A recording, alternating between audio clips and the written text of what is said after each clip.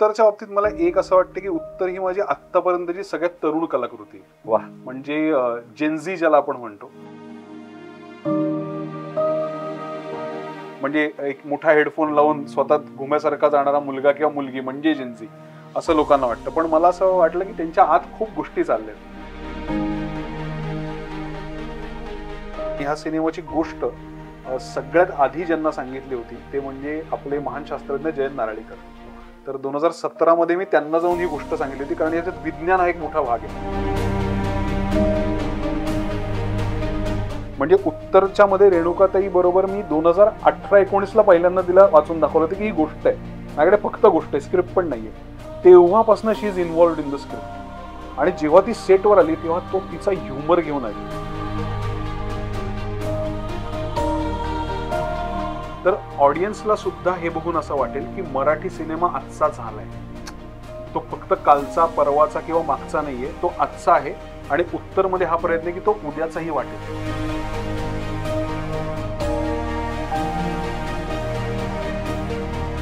एका शब्दात उत्तर म्हणजे काय?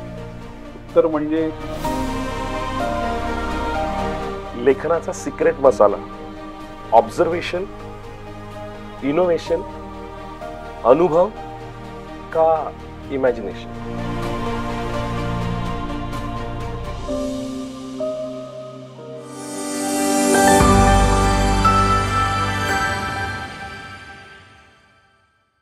हल्ली 4 शब्द फार जपून वापरावे लागतात: सेन्सिबल, सेन्सिटिव्ह, जाणीव संपन्न आणि प्रतिभावंत. या 4 शब्दांना जर पर्यायी काय नाव असेल तर ते आहे क्षितिज पटवर्धन. माझ्यासोबत असा एक गुणी लेखक दिग्दर्शक आहे. क्षितिज, खूप खूप स्वागत आहे लेट्सअप मध्ये. आणि thank you so much. Thank you so much. या सगळ्यामध्ये आता तुझी पहिली कलाकृती, दिग्दर्शकीय सिनेमा तू घेऊन येतोय. नेमकी तुझ्या मनात असलेले प्रश्न काय ज्याची तू उत्तर शोधलीस? मला सगळ्यात आधी खूप भारी वाटतंय, कारण आपण भेटलोय या निमित्ताने आणि मला जुन्या मित्राला परत भेटल्याचा फील आलाय, कारण आपण प्रत्येक वेळेला प्रत्येक टप्प्यावर एकमेकांना भेटलेलो आहोत. आणि तू खूप चांगली पाठराखण केलेली आहेस, त्यामुळे हा प्रवास इथपर्यंत खरं तर आलेला आहे. त्यामुळे खूप चांगलं वाटतंय. आणि सगळ्यात महत्वाचं एक नवीन जबाबदारी आहे. आणि आत्तापर्यंत स्वतःच्या कामावर एक थोडा थोडा विश्वास होता, पण यावेळेला पहिल्यांदा मला असं वाटतं की माझा प्रेक्षकांवर पण खूप चांगला विश्वास बसेल जेव्हा प्रेक्षक उत्तर बघतील. त्यामुळे ही कलाकृती आईच्या मायेनं प्रेक्षकांच्या हातात द्यायला मी फार उत्सुक आहे. वाह. आणि मला वाटतं की त्यांना ते आवडेल. निश्चित. म्हणजे प्रत्येक गोष्ट इतक्या तरलतेने तू हँडल करतोय. मग ते 2 स्पेशल असेल, भूमिका असेल, वेगवेगळ्या टप्प्यांवरचे तुझ्या कलाकृती असतील. कशा अर्थानं उत्तराकडे आता सगळं पूर्ण होऊन तटस्थतेने बघताना नेमकं काय वाटतंय? उत्तरच्या बाबतीत मला एक असं वाटतं की उत्तर ही माझी आत्तापर्यंतची सगळ्यात तरुण कलाकृती आहे. वाह. म्हणजे जेनझी ज्याला आपण म्हणतो. तर मी कलाकार नेहमी रिलेव्हन्स शोधत असतो की आपण कसे रिलेव्हंट काळाच्या कसोटीवर होऊ शकू. तर माझ्या नंतरची जी जनरेशन आहे त्यांच्या आयुष्यात डोकावण्याचा हा माझा पहिला प्रयत्न आहे. आणि त्यांच्या आयुष्यात डोकावल्यानंतर मला असं लक्षात आलं की त्यांच्याबद्दल गैरसमज पण खूप आहेत, त्यांच्याबद्दल स्टिरियोटाइप्स पण खूप आहेत. म्हणजे एक मोठा हेडफोन लावून स्वतः घुम्यासारखा जाणारा मुलगा किंवा मुलगी म्हणजे जेनझी असं लोकांना वाटतं, पण मला असं वाटलं की त्यांच्या आत खूप गोष्टी चालल्यात आणि त्याची नोंद घेणं फार गरजेचं आहे. एक.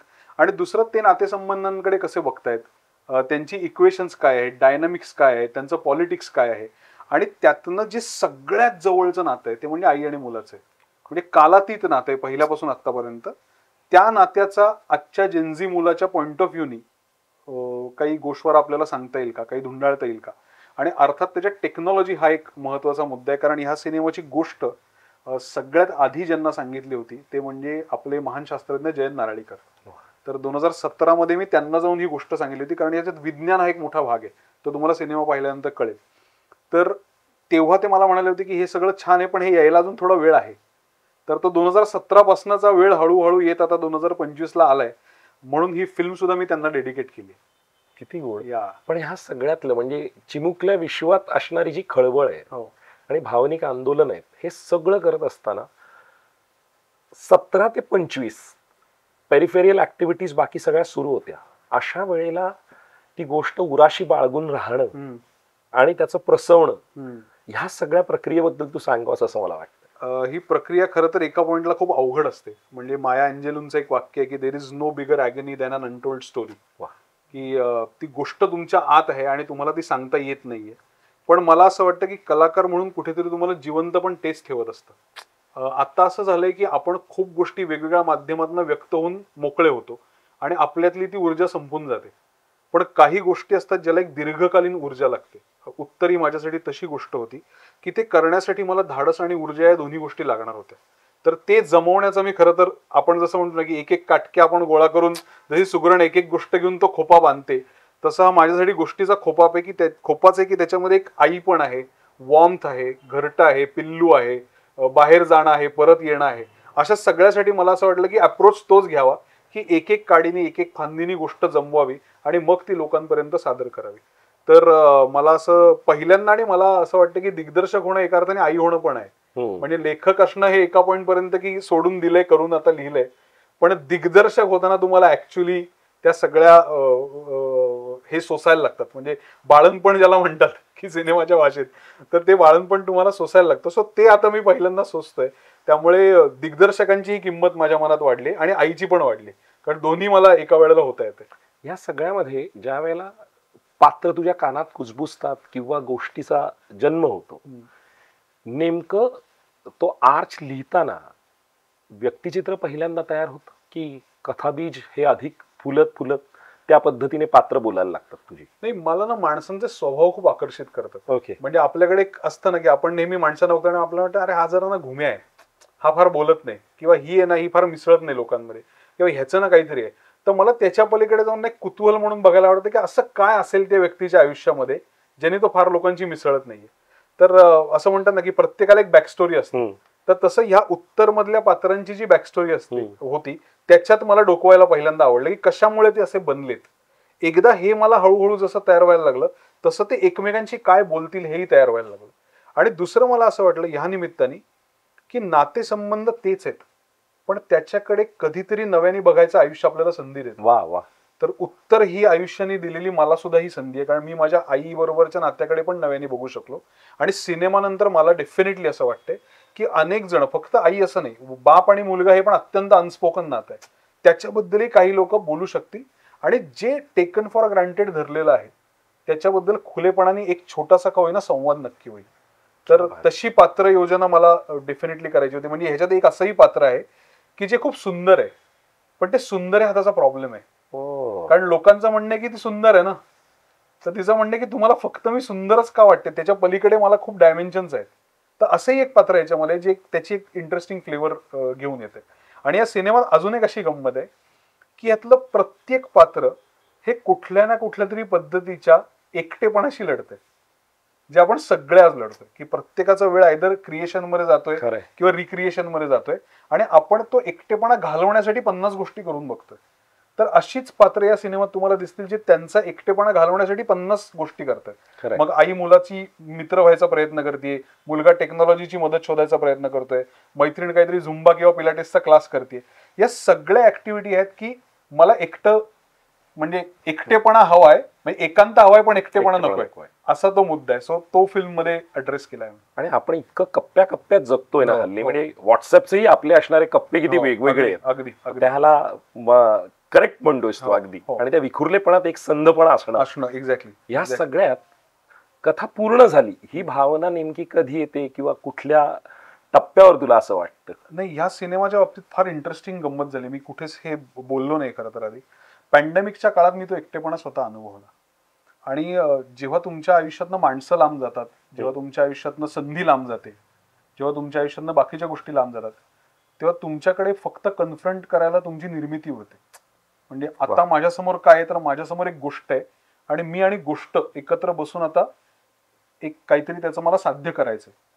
तर तिथपर्यंत 17 पासून 20-21 पर्यंत ती गोष्ट माझ्या मनात जी फुलत होती, त्याला एक खूप टेम्पररी धक्का मला मिळाला. आणि तो धक्का मला खूप चांगलं मोटिवेशन म्हणून मिळाला. तो धक्का मिळाल्यानंतर मी स्वतःला खूप महत्वाचे प्रश्न विचारले. आणि त्यानंतर जवळपास 4 ते 5 दिवसात, कधीच एवढ्या स्पीडनी होत नाही, 4 ते 5 दिवसात माझा पहिला ड्राफ्ट लिहून झाला.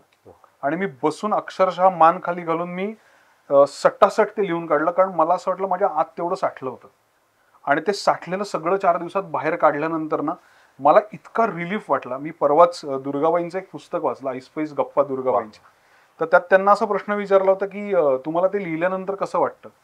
तर त्या म्हणल्या काही नाही, बाई जात्यावर दळण दळते तेव्हा ती जातं बाजूला काढते, दळण अख्खं त्याच्यात ठेवते आणि 2 क्षण ती भिंतीला पाठ टेकून बसते की झालंय आता हे संपलंय. तर मला एक्झॅक्टली गोष्ट लिहिल्यानंतर म्हणजे मला ते शब्दात सांगता येत नव्हतं. काल मला ते सापडल्यावर म्हणलं एक्झॅक्ट आपलं हे फिलिंग होतं की तो 2 क्षणाचा निवांतपणा तुम्हाला मिळतो की आत्ता हे सगळं दळून छान झालंय, जातं बाजूला ठेवलंय, त्याचं ओझं बाजूला आहे आणि आता एक छान तटस्थता आलेली आहे. किती सुंदर आहे. हा. किती या सगळ्यामध्ये रीरायटिंग या गोष्टीला तुझ्या लेखी किती महत्व असतं किंवा काय असतं? अनन्यसाधारण महत्व आहे. कारण आमचे गुगल डॉक्स मध्ये ड्राफ्ट बदलतात. जसे कोर्टाच्या तारखा बदलत राहतात तारीख पे तारीख, तसं आमचे ड्राफ्ट पे ड्राफ्ट असतात. आणि पूर्वी असं व्हायचं की एक 3-4 ड्राफ्ट मध्ये व्हायचं, पण जसं जसं शिकायला मिळालं आणि तेव्हा लक्षात आलं की बेसिकली रायटिंग इज रिरायटिंग. तुम्ही जेवढं पुनर्लेखन कराल तेवढं ते आणखीन पक्क होत जातं. सेटवर काही गोष्टी नव्याने लिहायला लागतात. आणि एक इन ऑल माय ऑनेस्टी मला असं वाटलं की लेखन हे सेटवर आणण्यापुरतंच मटेरियल आहे. सेटवर सिनेमा कम्प्लिटली लेखनाच्या आधारे बनतो, पण वेगळाही बनू शकतो. याची जाणीव मला पहिल्यांदा या सिनेमात झाली. कारण जे मला टेक्स्ट मिळालं होतं ते प्राप्त परिस्थितीत कसं बदलायचं, त्याचं काय काय करायचं, त्याच्यात कुठले कंगोरे नव्याने शोधायचे, कुठे वाक्य ऍड करायची. खूप वेळा असं झालं की रेणुकाताई, मी, अभिनय किंवा ऋता आमचं असं झालं की हा सीन लिहिलाय छान, आता याला थोडं एक असं करून बघूया कारण आता परिस्थिती तशी. म्हणजे सकाळचा सिने पण आता तो संध्याकाळी जास्त महत्वाचा वाटतोय. तर ते करण्याची क्षमता किंवा त्याची मजा ही मला दिग्दर्शक म्हणून पहिल्यांदा अनुभवता आली. आणि त्याचं मला इन वे सांगायचं तर त्याची किक मिळायला लागली की अरे ह्याची ना फार मजा येते की आपण लिहितोय पण आपण लेखक मागे सोडून आता दिग्दर्शक म्हणून काम करतोय. वा, आणि ते बॅटन हातात घेणं आहे. हो, स्वतःकडून स्वतःकडेच येते, पण मजा आली त्याची. फार इंटरेस्टिंग आहे. अभिनेत्यांकडून परफॉर्मन्स काढून घेणं, जे 2 स्पेशल मध्येही दिग्दर्शक म्हणून तू त्या पद्धतीने केलंस. अख्खा डोलारा सांभाळणं सिनेमाचा कशा अर्थानं तारेवरची कसरत होती? पोटात फुलपाखर होती की डायनासोर झाले होते? मला एकच या बाबतीत सांगायला आवडेल, मी ना खूप भाग्यवान स्वतःला मानतो. आणि हे मी असं उगाच कॅमेरासमोर बोलायचं म्हणून नाही बोलत आहे. तसं तू नाहीयेस. हा, म्हणजे मला असं वाटतं मराठी मनोरंजन क्षेत्रात मी काम करायला आलो ना, हे माझं फारच मोठं भाग्य आहे. कारण इथल्या नटांबरोबर काम करणं याच्यासारखा आनंददायी अनुभवच नाही. आणि हे मी केवळ ह्याच्यासाठी नाही म्हणते की मी बऱ्यापैकी लोकांबरोबर काम केले, पण अंकुश असेल, उमेश असेल, सिद्धार्थ जाधव असेल, ते आता अभिनय बेर्डे असेल, अमेय वाघ असेल, या सगळ्यांबरोबर ना आम्ही इतकं चांगलं बॉन्डिंग केलं की त्यांना अपेक्षित असणारी भूमिका काय आहे, मला सांगायची असलेली भूमिका काय आहे आणि दोघांमध्ये काय समान धागा निघतोय. तर मला नेहमी असं वाटायचं की हा एक नट आहे ना, याच्याकडे ना हे एक वेगळं पोटेन्शियल आहे, आपण ते एक्सप्लोर करून बघूया. आणि मग मी आणि अभिनेता कुठल्या तरी एखाद्या प्रवासाला गेल्यासारखे त्या डोंगरावर आपण जसं जातो दोघंच जण चालत चालत बोलत बोलत बोलत, आणि एक काहीतरी सुंदर जागा सापडते ना, तसं त्या कलाकृतीमध्ये तुम्हाला जागा सापडायला लागतात. तर मला मुळात अभिनेते आणि अभिनेत्रींबरोबर अशा प्रवासाला जायला खूप आवडतं, एक. आणि दुसरं, मला त्यांच्या डोक्यात माझी कल्पना भिजत घालायला खूप आवडतं. म्हणजे मला नेहमी असं फॅसिनेट करत आलंय की जितूला पण मी 2 स्पेशलच्या जेव्हा भेटलो 1 वर्ष आधी, म्हटलं ऐक ना, अशी गोष्ट आहे, 2च तासाचं आहे, अमुके तमुके. म्हटलं की तू डोक्यात विचार करून ठेव. आणि मी कायम हे तपासतो की त्यांनी एक्साइट व्हायला होतंय का, त्यांना 6 महिन्यानंतर पण ते लक्षात राहतंय का. आणि फॉर्च्युनेटली सर्व ज्या काही अभिनेत्यांसोबत मी काम केलंय त्यांनी माझ्यापेक्षा नंतर हळूहळू जास्त कॉन्ट्रीब्यूट करायला सुरुवात केली. म्हणजे उत्तरच्या मध्ये रेणुकाताई बरोबर मी 2018-19 पहिल्यांदा तिला वाचून दाखवलं होतं की ही गोष्ट आहे, माझ्याकडे फक्त गोष्ट आहे, स्क्रिप्ट पण नाहीये. तेव्हापासून she is involved in the script. आणि जेव्हा ती सेटवर आली तेव्हा तो तिचा ह्युमर घेऊन आली. म्हणजे आई दार लावून निघून जाते असं स्क्रिप्टमध्ये लिहिलं होतं, पण आई दार लावताना त्याच्याकडे बघते आणि त्याला म्हणते काय प्रायव्हसी. आता हे जे अनेक्डोट आहे, आई पण आहे, ते तिच्याकडनंच येणार होतं कारण ती स्क्रिप्टमध्ये इक्वली इन्व्हॉल्व्ह होती. तर मला अभिनेत्यांना चांगल्या संहितेपर्यंत आणणं आणि चांगल्या संहितेंना त्याहून चांगल्या अभिनेत्यांपर्यंत आणणं याची कायम मजा वाटत आली. नाही, आणि ती प्रोसेस आणि त्या सगळ्यातलं बिटवीन द लाईन्स तुला नेमकं 100% म्हणून गवसलं. 100%. आई मुलाच्या नात्याचा वेगळा अर्थ लावला तर असा तुझा असणारा एक स्पेशल टच असतो, तो मॅजिकल फील असतो तुझा. तर तो या सिनेमातला नेमका काय आहे? मला कायम एक गोष्ट म्हणजे महत्वाची वाटत आली कायम, ती म्हणजे कुठलीही गोष्ट जाणवण्याची तुमची क्षमता किती शिल्लक राहिली. आता आपण बघतो ना की खूप गोष्टी आजूबाजूला घडतात, आपण पटकन त्यांनी प्रभावित पण होतो, पण the ability to feel something हे मला या सिनेमात परत एकदा वा. शिक्कामोर्तब करायला मिळालं की एखादी गोष्ट मनापासून जेव्हा आपण त्या गोष्टीचा विचार करतो, त्या गोष्टीचा फील अनुभवतो, तेव्हा आपल्यामध्ये माणूस म्हणून काहीतरी बदल घडतो किंवा आपण काहीतरी इंट्रोस्पेक्शन मध्ये जातो. तर त्या गोष्टी मला वारंवार ह्याच्यामध्ये बघायला मिळाल्या. म्हणजे साधी गोष्ट आहे की आता मी मूळचा पुण्याचा आहे आणि आता मुंबईत राहतो. जेव्हा मी पुण्यावरनं निघतो तेव्हा मी नको नको म्हणत असताना पण आई मला डबा देते आणि ती देते आणि ती म्हणते की घेऊन जा, काही फरक पडत नाही. पण निघताना तिचं असं असतं की थोडंसंच दिलंय, बरोबर. तर आता शूटिंग होईपर्यंत मी थोडंसंच दिलंय, घरी आलो, डबा उघडला आणि मग जेवलो, असं व्हायचं. जेव्हा मी फिल्म कंप्लीट केली त्याच्यानंतर जेव्हा हे प्रसंग आले ना, तेव्हा मी बघायचो तर लक्षात यायचं की 6 पोळ्या आहेत आणि 6 पोळ्या आहेत, भाजी आहे, चटणी आहे, सगळ्यात ते थोडंसंच नसतं.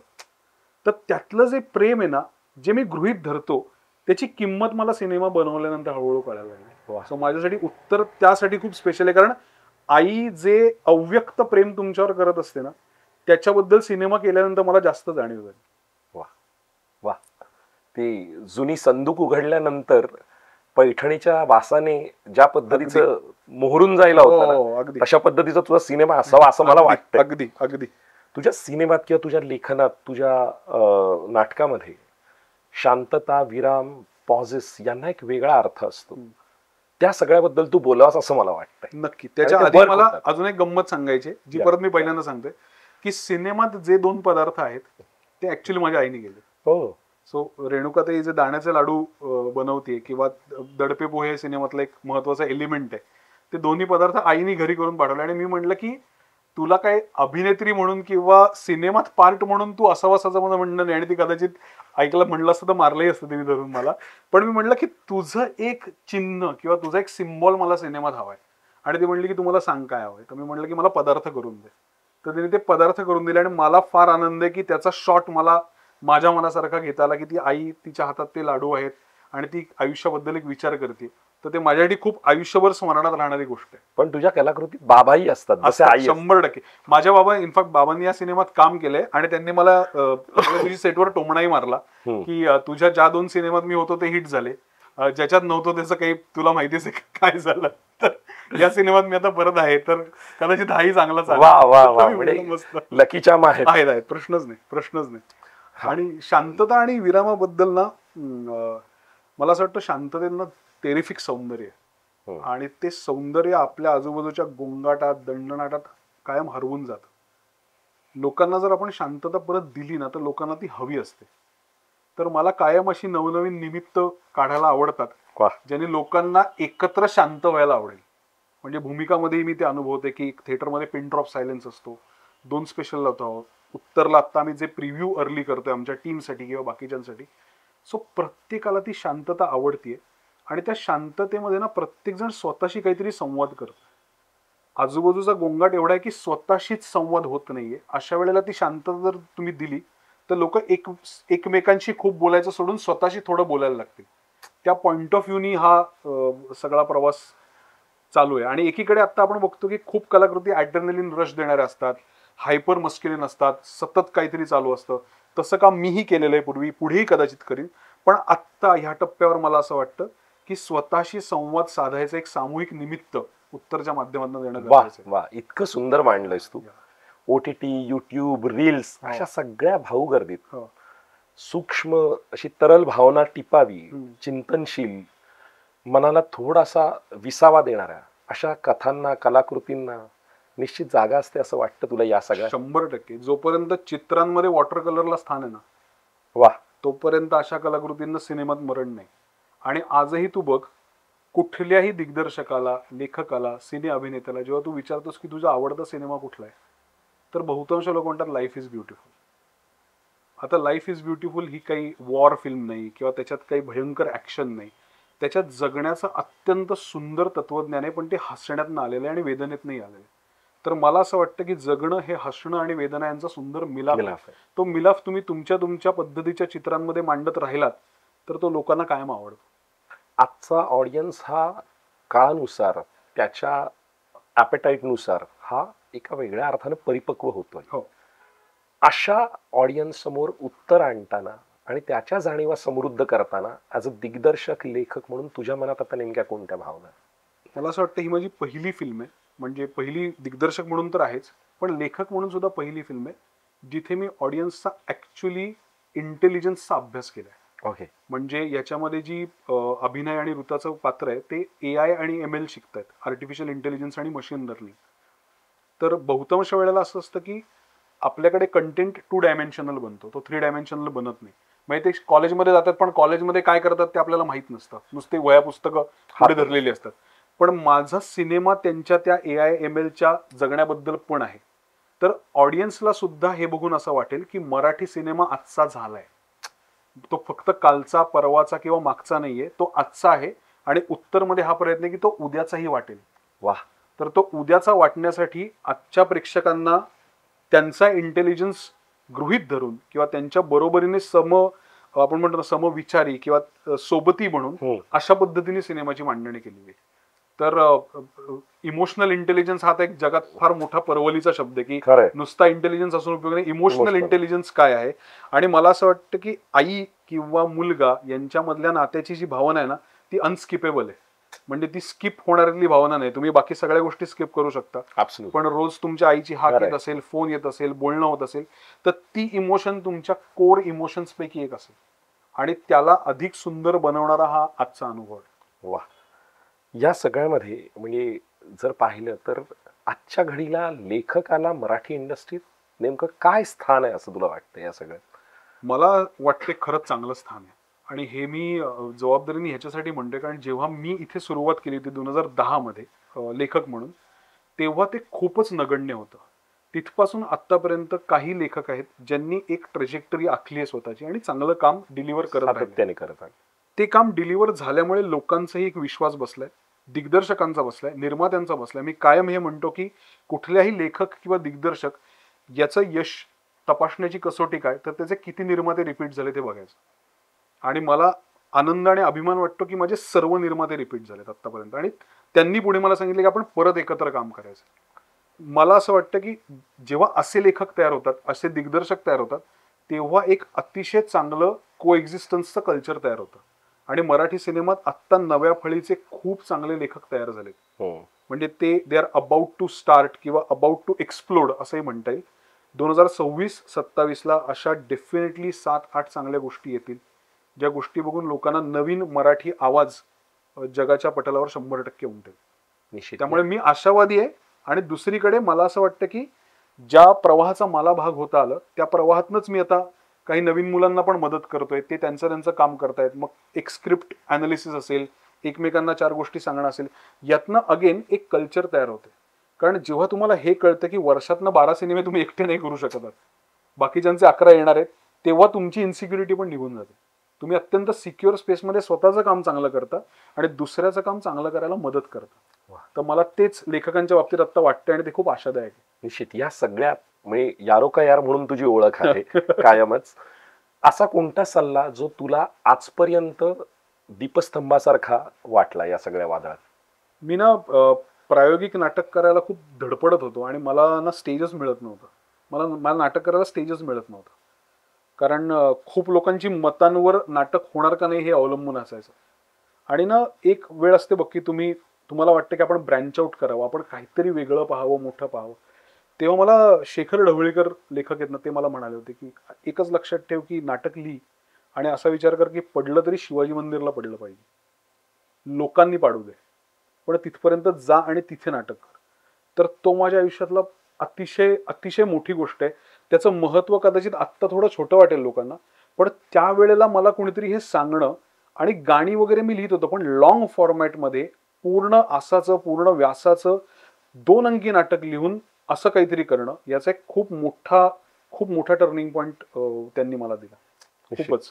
कोणत्या दिग्दर्शकांनी किंवा कोणत्या कलाकृतीने तू प्रभावित झालास असं तुला वाटतं? मला मी म्हटलं तसं लाईफ इज ब्युटिफुल असेल, पर्स्यूट ऑफ हॅपीनेस असेल, हे सिनेमे कायम असं वाटतं की आपल्याला एक छान मिठी मारतात. आणि मराठीमध्ये गेल्या काही काळात ना तसा सिनेमा मी शोधत होतो की नातेसंबंधांबद्दल सेंटिमेंटल नाही तरी इमोशनल आहे, असा सिनेमा मला कायम मी मिस करत होतो. आणि मराठीला तशा सिनेमांची खूप मोठी परंपरा आहे. म्हणजे गंमत बघ, राष्ट्रपती पदक विजेता पहिला सिनेमा पण श्यामची आईच आहे. आई तिथपासून सुरू झालेली. आणि त्याचा जो एक उबदारपणा आहे, त्याचा एक प्रेमळपणा आहे, त्याचा स्पर्श आहे, तो सिनेमामध्ये परत आणायला पाहिजे असं मला डेफिनेटली वाटत होतं. वा. त्यामुळे हे जे सिनेमे आहेत, या पद्धतीचे जे सिनेमे आहेत, जसे शुजित सरकार यांचे सिनेमे असतात हिंदीमध्ये, ते मला अतिशय आवडतात, अतिशय आवडतात. लेखक आणि दिग्दर्शक म्हणून स्वतःबद्दलची एक कमाल गोष्ट आणि एक विकनेस असं काय सांगू शकशील? स्वतःबद्दलची कमाल गोष्ट काय, मी रोज काहीतरी नवीन शिकतोच आहे. म्हणजे मला रोज असं वाटतं की हे आपल्याला येत नाही. सकाळी सुरुवात करताना वाटतं येत नाही, संध्याकाळी असं वाटतं की येतंय, रात्री परत असं वाटतं की बघू आता उद्या काही जमतंय का. तर अशा ते रोज एक रोलर कोस्टर राईड चालू असते ती. आणि दिग्दर्शक म्हणून मला असं एक एक्सप्लोरेशन मिळालं की रोज एक सेट ऑफ चॅलेंज आहे आणि तो रोज सोडवायचा आहे, त्याच दिवशी सोडवायचा आहे. ते प्रॉब्लेम सॉल्व्हिंग मला सगळ्यात आवडलेली गोष्ट या प्रोसेसमधली. आणि त्याची मला जबरदस्त मजा आली, खूपच मजा आली ते करताना. आणि विकनेस मी म्हणेन की थोडा इम्पेशन्स माझ्यामध्ये होता सुरुवातीला. म्हणजे काय होतं की तुम्हाला इतक्या ठराविक सेटअपमध्ये काम करायची सवय असते की काही गोष्टी तुम्हाला माहित नसतं. म्हणजे आमच्या इथे आता असं होतं की मयूर हरदास चित्रपटाचा जो निर्माता आहे तो एडिटर पण आहे, तर काही गोष्टी त्याच्या डोक्यात पक्क्या असतात. पण माझं पहिलंच असल्यामुळे जसं ते असतं ना की जिचं पहिलं बाळणपण असतं आणि एक 4 मुलांची आई असते आणि ते म्हणते अगं होतं कसं आहे, तू नको काळजी करू, ते तसंच असतं. पण माझी पहिलीच वेळ ना, मला माहित नाहीये की जबलं कुठलंय, टोपडं कुठलंय. तर तसा माझा तो विकनेस आहे की मी छोट्या छोट्या गोष्टींवर खूप असा हे होतोय, अरे हे असं, अरे हो ते तसंच असतं, तेवढाच फ्रेम रेट असतो किंवा स्लो मोशनला एवढंच असतं, हा जी मी इकडनंच येते वगैरे. तर अशा सगळ्या टेक्निकल ज्या काही गमती जमती आहेत त्या सगळ्या मला खूपच इंटरेस्टिंग वाटतं. वा. रॅपिड फायर कडे वळूया. Yes sir. लेखन की दिग्दर्शक, जास्त हाय काय देतं? दिग्दर्शन. तुमचा आवडता मराठी संवाद? माझा आवडता मराठी संवाद ऍक्च्युली तो संवाद बंगाली आहे, पण त्याचं मराठी ट्रान्सलेशन माझ्याकडे. टिकून राहिलं तर सगळं शक्य असतं. वा. बादल सरकारांचं वाक्य आहे, ते मला अतिशय आवडतं. उत्तर मधील स्वतःचा आवडता सीन, दृश्य काय नेमकं? मला सगळ्यात प्रेमात पाडणारं दृश्य हे आहे की या सिनेमात 2 बहिणी आहेत, त्या समुद्राच्या किनारी बसलेल्या आहेत उलट्या होडीवर आणि त्या एकमेकांशी आयुष्यातलं सगळ्यात महत्वाचं बोलतात. ते माझ्या आयुष्यात मी कायम, ती फ्रेम माझ्या आयुष्यात कायम राहील. माझ्या घरात पण मी त्या सीनची फ्रेम करून ठेवणार आहे 100%. वा. एखादा अभिनेता अभिनेत्री ज्याच्याबरोबर काम करावं असं स्वप्न आहे? बरेच जण आहेत, म्हणजे हिंदीमध्ये तर अनेक जण आहेत, पण मला स्वतःला वाटतं की रणबीर कपूर सारखा ऍक्टर आहे ज्याच्याबरोबर मला डेफिनेटली काम करायला आवडेल. मराठीमध्ये अनेक अभिनेते उत्तम आहेत, मला उपेंद्र लिमये सरांबरोबर काम करायला नक्की आवडेल. नंदू माधव आहेत, त्यांच्याबरोबर काम करायला आवडेल. सुबोध बरोबर माझं काम करायचं डेफिनेटली राहिलंय. प्रसाद ओक आहे आणि मला परत मुक्ता बरोबर काम करायला आवडेल 100%. कॉफी की चहा? चहा. किंवा पुण्यात चहा, मुंबईत कॉफी. किंवा अजून थोडं सांगायचं तर पार्ल्यात चहा, बँड्रा वेस्टला कॉफी. वा वा वा वा वा. लिखाण रात्र की सकाळ? दोन्ही खरं तर. अच्छा. दोन्ही. म्हणजे ऍक्च्युली त्याच्यात पण गंमत आहे, गाणं रात्री आणि नाटक आणि सिनेमा सकाळी. हो. या. एका शब्दात उत्तर म्हणजे काय? उत्तर म्हणजे तुमच्या आईबद्दल तुम्हाला माहित नसलेली गोष्ट. वा. 3 दिग्दर्शक ज्यांच्यासोबत एक दिवस अख्खा सेटवर घालवायला आवडेल? एक म्हणजे 100% शुजित सरकार, मला अतिशय आवडतात. रोहित शेट्टी सरांबरोबर मी घालवलं आणि मला खूप मजा आली, टेरिफिक मजा आली. ते आहेत. आणि जुन्या काळातले सांगायचं तर ज्यांच्याबद्दल मला खूप आकर्षण आहे ते म्हणजे ऋषिकेश मुखर्जी. वा. मला अतिशय आवडेल त्यांच्या सेटवर जाऊन एकदा हे बघायला की ते कसं तेव्हा काम करायचं. वा. पहिला दिवस सेटवरचा भावना नेमकी काय होती? अरे बापरे, हे जे चाललंय हे बरं चाललंय. हो. आणि एक्साइटमेंट पराकोटीची? भावना एकच होती, सर हा शर्ट ठरवला होता पण तो आज नाहीये. आणि तिथून एक जो स्टार्टर बसला की ओके, हे याला दिग्दर्शन म्हणतात, चला आपण आता सुरू करू. लेखनाचा सिक्रेट मसाला? ऑब्झर्वेशन, इनोव्हेशन, अनुभव का इमॅजिनेशन? या चारीपैकी काही नाही, संवेदनशीलता. वाह, क्या बात है. सगळ्यात मेन मुद्दा तोच. कंपॅशन शिवाय लेखन नाही होऊ शकत. क्या बात है, क्या बात है. इतकं आपलेपणाने, इतकं सच्चेपणाने तू बोललास. क्षितिज, खऱ्या अर्थानं आभाळही तुझं आणि धराही तुझीच आहे. त्यामुळे ते क्षितिज नव्या अर्थानं तुला यशाचं खुणावत राहील. यशाचा वेलू हा गगनावरी जावा यासाठी लेट्सअप कडून मनपूर्वक शुभेच्छा. Thank you. Love luck and success. Thank you. Thank you.